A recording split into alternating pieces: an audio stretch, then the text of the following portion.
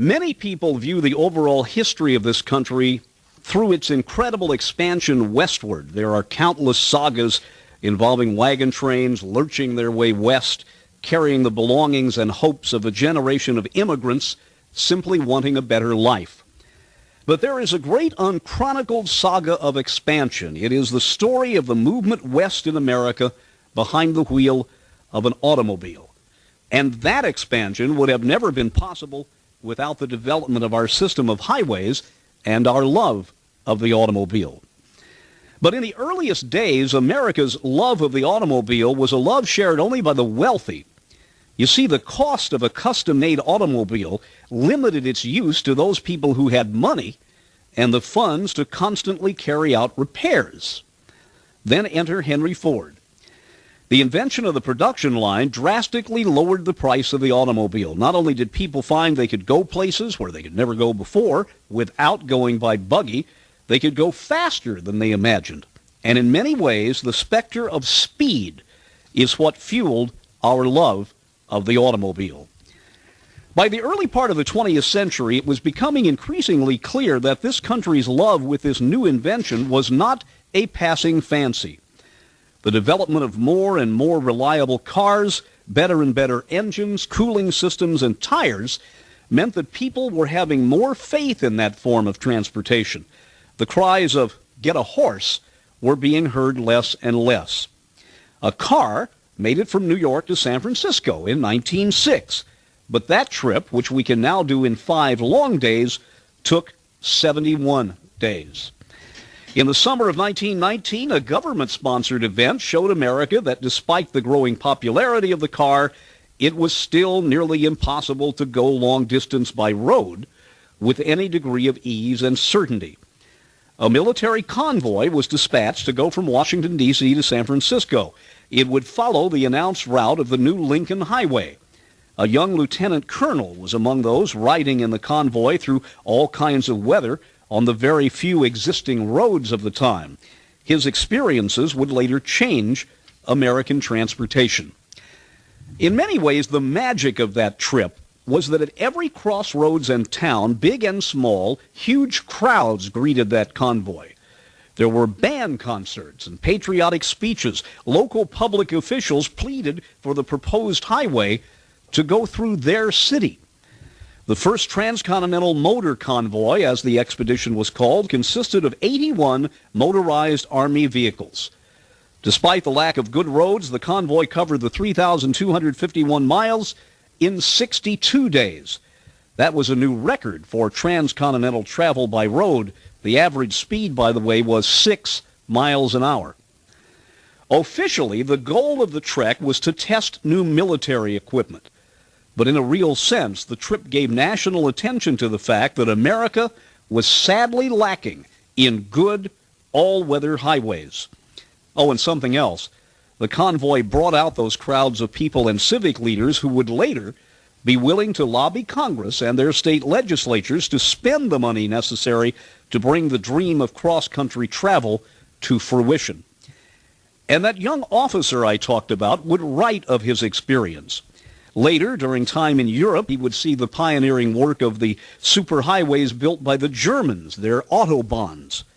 In the 1950s, he would be elected president, and Dwight Eisenhower would become the driving force behind the creation of our current-day interstate highway system.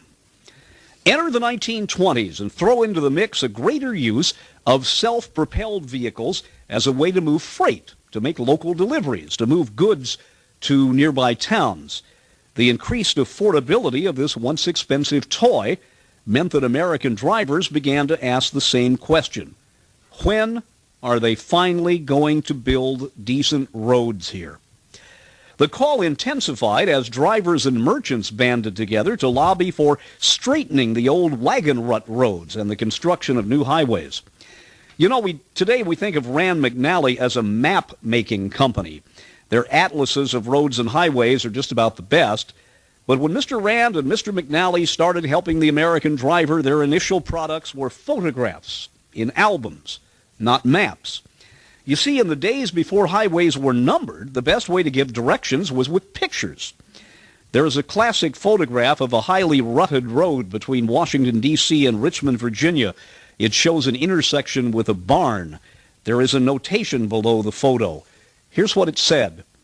This is your major turnoff to go to Richmond. See the barn? It's painted red. Just beyond it are 2 chances to turn. Take the second rut to the right. When the weather was dry, the ruts were frozen in time, hard as concrete with slices in the dirt, made during the rainy season as if you might drive through wet cement. When it was dry, the dust flew. Combine the dust of unpaved roads with the fumes of early engines, and ambitious drivers wore coverall outfits, appropriately called dusters, and they protected their eyes with goggles. In the rain, roads were seas of mud, often burying cars up to their axles. You know, it's difficult for us today to imagine why anyone would venture out on pathways like those. But the answer was simple. Those were the only roads. They were ruts and trails. They were gauntlets for motorists, a litany of hazards that faced motorists at every turn.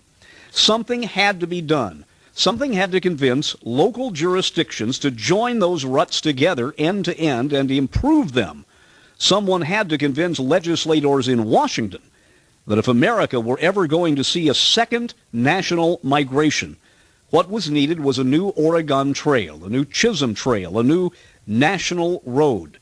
Many national roads, numbered, organized highways that went from point A to point B on solid pavement with bridges in all kinds of weather. America would get her wish, but the road to better roads would be a long one. The battles to connect the roads would be worse than the range wars of the West. It would take intense litigation, lobbying, groups such as AAA, and sadly a growing number of unnecessary highway deaths to convince the powers that be that the call for better roads could not be ignored. And in fact, it would take the Great Depression and a need to put men to work to get the job done. There was a kind of national yearning that could not be satisfied. You know, today we have the phrase, you can't get there from here. Well, back then it was not just a phrase, it was true. Although the first transcontinental telegraph line was completed in 1861, linking the two coasts, in some ways it brought about a sense of frustration. You see, now you could send words to the West Coast instantly, but you still couldn't get there. It would be 1869 before the golden spike was hammered at Promontory Point, Utah, signaling the completion of the Transcontinental Railroad, meaning that travel from coast to coast could now take place in 1 week. Now, for us today, it's difficult to imagine how anyone could be thrilled about getting across the country in 1 week, considering that we can do so in 1 afternoon by air. But consider their alternatives. By horse and buggy or on foot, and many people did walk alongside their wagons, it took an average of 10 months to get to the West Coast. Go around the Horn by boat, you cut the trip in half, but you risk death in a shipwreck. This was in the time before weather forecasting. Prior to the Transcontinental Railroad, this was indeed a disconnected nation. But that single set of steel rails became a tie that bound the nation together. It was more than just a breakthrough in transportation. It was a symbol of our unity. President Lincoln had insisted that construction on the Transcontinental Railroad continue during the Civil War, even though resources could be used elsewhere. Lincoln knew that without a way to tie East and West together, this would always be a bicoastal nation, with a great trackless prairie and mountains in between. But the passage by rail was long, backbreaking, fraught with mechanical problems, with bad food, and the ever-present chance of a derailment. But through all of this, though, the railroad was the miracle of the age, and the marriage of East and West would produce a new generation of Americans, mobile, on the go, moving, restless, and speed up the coming of the next chapter in American history, the Industrial Revolution. One of the truly great highways that is still talked about in this nation, the subject of books and lectures and visits and historical markers, is called the Old National Road. It was the nation's first interstate highway. The road, the first of its kind to be created by Congress, was designed to carry people to the frontier from the Washington, D.C. area.